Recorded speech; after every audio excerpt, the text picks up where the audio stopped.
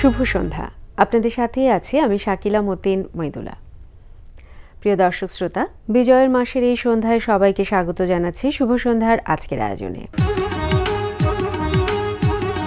আজ শুভ সন্ধ্যায় থাকছে আগামীকাল ঢাকায় এনটিভি হাইলাইটস এবং মুক্তিযোদ্ধা আমেনা সুলতানা বকুলের সঙ্গে আলাপচারিতা। প্রথমেই আগামীকাল ঢাকায়।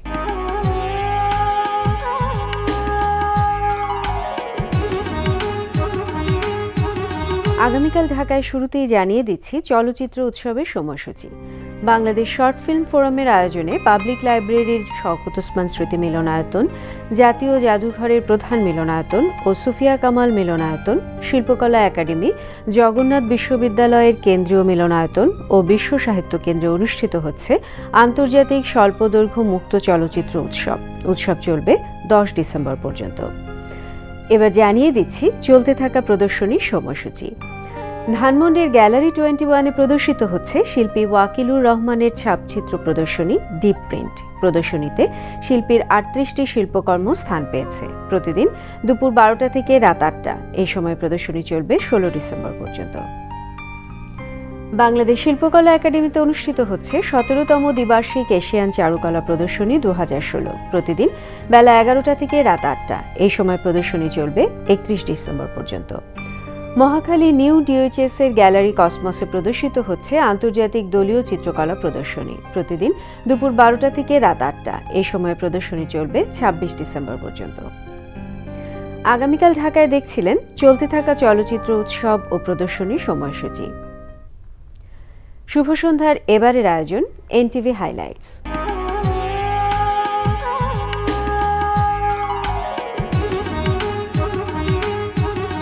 জানিয়ে দিচ্ছি কি কি থাকছে এনটিভির রাতের অনুষ্ঠান সূচিতে। সন্ধ্যা 6:45 দেখবেন অপরাধ বিষয়ক অনুষ্ঠান ক্রাইম ওয়াচ।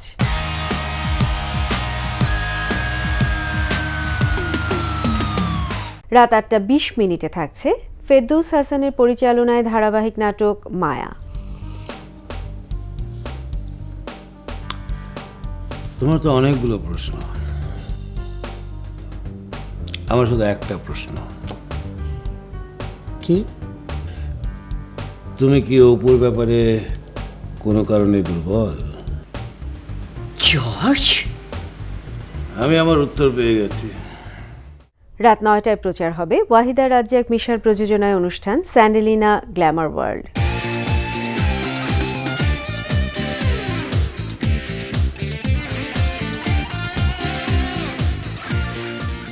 রাত 9:40 দেখবেন সুমন আনোয়ারের পরিচালনায় ধারাবাহিক নাটক সিনেমাওয়ালা। আচ্ছা, সত্যি করে বলেন তো, লিজা নামের কেউ কি আপনার পূর্ব পরিচিত?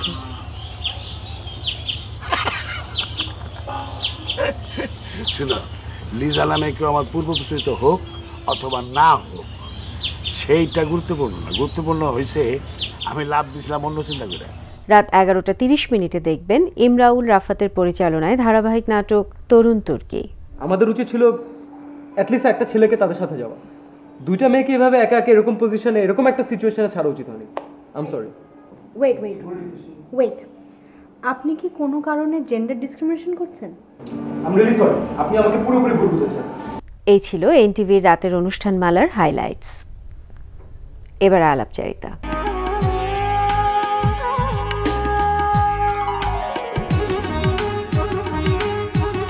প্রিয় দর্শক, আমাদের আজকের অতিথি মুক্তিযোদ্ধা আমেনা সুলতানা বকুল।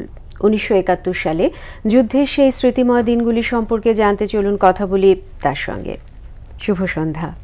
শুভ সন্ধ্যা। সেই সাথে বিজয়ের মাসের শুভেচ্ছা আপনাকে। আপনাদের কারণেই আমরা আজ স্বাধীন দেশে বিজয়ের মাস উদযাপন করতে পারছি। আমরা কিন্তু খুব কম গল্প শুনি যে নারীরা যে একেবারে প্রত্যক্ষভাবে মুক্তিযুদ্ধে অংশগ্রহণ করেছে। আমরা শুধু জানি যে নারীরা নির্যাতিত হয়েছে, নারীদের অসহায়ত্ব, কিন্তু নারীরা যে মুক্তিযুদ্ধে অংশগ্রহণ করেছে প্রত্যক্ষভাবে এবং পরোক্ষভাবে সেই গল্পগুলো আমরা কম শুনি। আপনারা করেছেন, আপনাদের কাছ থেকে জানতে চাই। সামগ্রিক অর্থে নারীরা অনেক ত্যাগ স্বীকার করেছেন, অনেক যুদ্ধের সঙ্গে জড়িয়েছিলেন। আর এই যে যুদ্ধটা, আমাদের যে স্বাধীনতা সংগ্রামের যে স্বাধীনতা যুদ্ধ, এই যুদ্ধটা কিন্তু কেউ একা, একটা গ্রুপ সশস্ত্র কিছু লোক শুধুমাত্র করেনি। এই যুদ্ধের বহুবিধ দিক আছে। কেউ আহত যোদ্ধাদের সেবা দিয়ে করেছেন, কেউ আশ্রয় দিয়ে করেছেন, কেউ সরাসরি অস্ত্র প্রশিক্ষণ নিয়ে সরাসরি পুরুষ যোদ্ধাদের সঙ্গে নারী যোদ্ধারাও যুদ্ধ করেছেন। আপনার প্রশ্নটা যেখানে যে পরবর্তী পর্যায়ে আমাদের এই আপনাদের প্রজন্মকে এই কথাগুলো আমরা জানাতে পারিনি, কারণ জেনেছি কিন্তু কম এবং সঠিকটাও জানেননি। মানে কত রকম ছিল সবটা প্রকাশিত হয়নি, সবটা জানানো যায়নি। এর পিছনে কারণটা হচ্ছে রাজনৈতিক পরিবর্তন, প্রেক্ষাপট পরিবর্তন, এই জিনিসগুলোই। যেমন এদেশে একটা যুদ্ধ হয়েছিল, সেই যুদ্ধটা কবে থেকে শুরু হয়েছে, যুদ্ধের চেতনাটা কবে থেকে শুরু হয়েছে, এটা আলোচনায় আসেনি, কখনো কেউ করেনি। শুধুমাত্র যুদ্ধের আলোচনা শুনতে গেলে আমরা শুনি 25শে মার্চে যুদ্ধ আক্রমণের প্রতিরোধ করার থেকে যুদ্ধ শুরু হয়েছে। 25শে মার্চে যে আক্রমণটা হলো, এটাকে প্রতিহত করার জন্য প্রতিরোধ আন্দোলনটা এক রাতের মধ্যে তো সম্ভব ছিল না। এর একটা পূর্ব প্রস্তুতি ছিল, আর অনেকগুলো সেক্টরে ভাগ হয়ে অনেক রকম রাজনৈতিক উদ্দেশ্য সামনে রেখে ব্যাপক মানুষ যুদ্ধ করেছে। তার মধ্যে অগ্রণী সেনারা যারা ছিলেন যুদ্ধটাকে ডাক দেওয়ার জন্য, যুদ্ধটাকে মোকাবেলা করার জন্য, প্রতিরোধ করার জন্য, সেই অগ্রণী সেনাদের মধ্যে একটা গ্রুপ ছিলেন যারা দেশ ভাগ হওয়ার, দেশ বলতে আমি ভারতের এবং পাকিস্তান সৃষ্টি হওয়ার সময় থেকে 47 সালে ঘটনাটা ঘটেছিল। 48 সাল থেকেই আমাদের রাজনৈতিক সচেতন মানুষ বঙ্গবন্ধু শেখ মুজিবুর রহমান, উনি এবং ওনার যে রাজনৈতিক সতীর্থরা ছিলেন, তারা বুঝে ফেলেছিলেন যে পাকিস্তানের সঙ্গে আমাদের যে চাওয়া পাওয়া, আমাদের যে স্বার্থ রক্ষিত হবে না, তারা আমাদেরকে ওভাবে আমাদের স্বাধীন চেতনায় স্বাধীনভাবে বাঁচতে দিবে না। সেই সময় রাজনৈতিক যে গতি ছিল, সেই গতিকে সংগঠনগুলোর মধ্য থেকে ঘুরিয়ে দিয়েছিলেন যে আমাদেরকে তৈরি থাকতে হবে, লড়াই করি আমাদের অধিকারটাকে আদায় করতে হবে। সেজন্য কি করতে হবে? সচেতনতা, লেখাপড়া করা, জানা বোঝা। এবং এটা আপনি বলছেন যে পূর্ব প্রস্তুতির কথা, যেখানে আপনি একেবারে স্কুল জীবন থেকেই জড়িত ছিলেন। আমরা এই মুহূর্তে আপনার কাছে আগে জানতে খুব আগ্রহী যে ঠিক 71 সালে যুদ্ধের সময় আপনি যখন 25শে মার্চের পরে আপনি দেশের ওপারে চলে গেলেন ট্রেনিং করতে, সেই সময় যে আপনার পথটা পাড়ি দিতে হয়েছে, আপনি রাস্তায় অনেক বিপদসংকুল পরিস্থিতি, আপনার পরিবারের বাধা, সব কিছু পেরিয়ে আপনি সেখানে গেলেন, এই গল্পটুকু শুনতে চাই। এই গল্পটা ছিল আমরা মার্চ মাসে বঙ্গবন্ধুর সঙ্গে পাকিস্তানের বৈঠক হচ্ছিল যে আমাদের 70-এর নির্বাচনে আওয়ামী লীগ নিরঙ্কুশ বিজয় পেয়েছিল, কিন্তু তাদেরকে পার্লামেন্টে বসতে দিবে না, তাদেরকে এরা দিচ্ছিল না। তো তখন আমরা কিন্তু তখন বুঝতে পারছিলাম প্রতিদিনের বৈঠকের পর থেকেই যে ফলাফলটা আমরা পাচ্ছিলাম, সেই ফলাফলটা ছিল আমাদের পক্ষে না। এর জন্য আমাদের আরও বেশি রকমভাবে তৈরি হয়ে যেতে হবে। তো মার্চ মাসে আমরা যেটা করতাম, আমরা ছাত্রীরা যারা রাজনৈতিক অঙ্গনে ছিলাম, তারা মানসিক প্রস্তুতির সঙ্গে সঙ্গে অস্ত্র প্রশিক্ষণের প্রস্তুতিটাও ভিতরে শুরু করেছিল। সেটা শুরু হয়েছিল ঢাকা বিশ্ববিদ্যালয়ে, ঢাকার তৎকালীন ইকবাল হল বলে যে ছাত্র হল আছে, এখন সার্জেন্ট জহুরুল হক হল, সেই হলে বিভিন্ন গ্রুপে ভাগ করে আমাদের রাজনৈতিক বড় ভাইরা অস্ত্র প্রশিক্ষণ দিতে শুরু করলেন। একটা পর্যায়ে এমন গেছে, আমরা 23শে মার্চ পল্টন ময়দানে আমাদের স্বাধীন বাংলার পতাকা উত্তোলন করে গার্ড অব অনার দিয়ে ওই পতাকা 32 নম্বরে বঙ্গবন্ধুর হাতে পৌঁছে দিয়েছিলাম যে আমরা পাকিস্তানকে মানি না, আমাদের এটা হলো স্বাধীন দেশের পতাকা, আমাদের দেশ স্বাধীন হবে, আমাদেরকে এটা করতে হবে, এই ছিল প্রত্যয়। তো এইটার উদ্দেশ্যে যখন আমরা 25শে মার্চ আমাদের কার্যক্রম সমস্ত শেষ করে যার অবস্থানে যাচ্ছি, তখন আমাদেরকে একটা ব্রিফিংয়ে বলা হয়েছিল, আমাদের যেটা মনে হচ্ছে, ধারণা করছি, আমরা বোধহয় কালকে হয়তো আমাদের সবার সঙ্গে দেখা হবে না, এমন একটা অবস্থা তৈরি হতে পারে। তো তখন যার নিরাপত্তার জায়গাটা চলে যাবে এবং পরবর্তী যোগাযোগ না হওয়া পর্যন্ত ওইভাবেই তোমরা স্থানীয়ভাবে যোগাযোগটা করবে, অন্যান্যদেরকে সংগঠিত করবে। তা আমাদের এখানে কাজটা ছিল শুধু যুদ্ধের মাঠে যুদ্ধ না, আমরা যুদ্ধটাকে সংগঠিত করেছিলাম। 25শে মার্চের পরে 2 দিন পরে আমরা যখন একটা সুযোগ পেলাম, তখন আমাদের অবস্থান থেকে বের হয়ে আমরা গ্রামের বাড়ির নিরাপদ জায়গায় চলে গেলাম।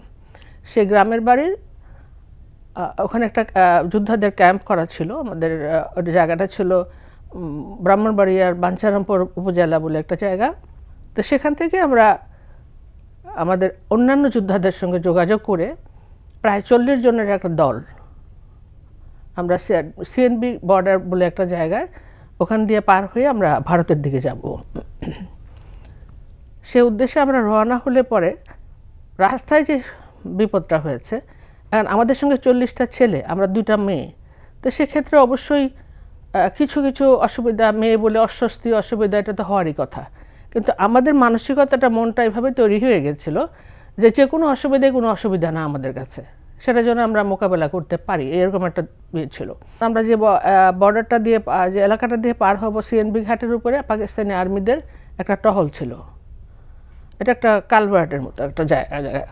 ওদের ট্রেনিংয়ের সময় যদি এপার থেকে মানে তৎকালীন পূর্ব পাকিস্তান এখনকার বাংলাদেশ, এখান থেকে ভারতের দিকে যে জায়গাটা ওদিকে কেউ যাচ্ছে এমন দেখলেই ওরা গুলি করতো, থামাবার চেষ্টা করতো, আক্রমণ করতো।